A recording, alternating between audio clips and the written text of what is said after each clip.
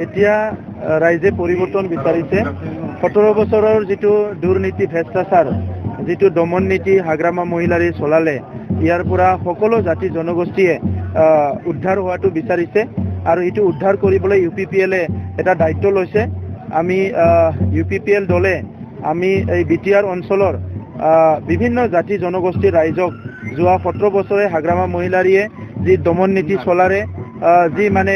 সেই জনগোষ্ঠীবিলাকক বঞ্চিত কৰিলে লাঞ্ছিত কৰিলে ভ্ৰষ্টাচাৰ কৰিলে ইয়াৰ পৰা উদ্ধাৰ কৰি এটা সুস্থ এটা ৰাজনৈতিক বাতাবৰণ সৃষ্টি কৰি সুশাসন আনি সকলো জাতি জনগোষ্ঠীক সমমৰ্যাদা সম অধিকাৰ প্ৰদান কৰি সকলো জনগোষ্ঠী যাতে আগুৱাই যাব পাৰে নিজৰ আত্মসন্মান লৈ জীয়াই থাকিব পাৰে ভূমিৰ অধিকাৰ সকলোৱে যাতে পাব পাৰে ৰাজনৈতিক অধিকাৰ পাব পাৰে সামাজিক অধিকাৰ পাব পাৰে চাকৰি বাকৰি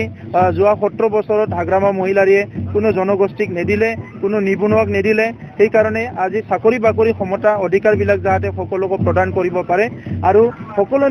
নিবনুৱাসকলক সংস্থাপন দিব পাৰে স্কুল কলেজৰ সমস্যা সমাধান কৰিব পাৰে ৰাস্তা ঘাটৰ সমস্যা সমাধান কৰিব পাৰে গৰাখহনীয়াৰ সমস্যা সমাধান কৰিব পাৰে এই গোটেই কথা চিন্তা কৰি আমি UPPL দলে আগুৱাই আহিছোঁ আৰু ৰাইজৰ দল হিচাপে দুখীয়া গৰীব মানুহৰ দল হিচাপে আমি কাম কৰি আছোঁ আৰু এই নিৰ্বাচনত UPPL জয় হ'ব UPPL চৰকাৰ হ'ব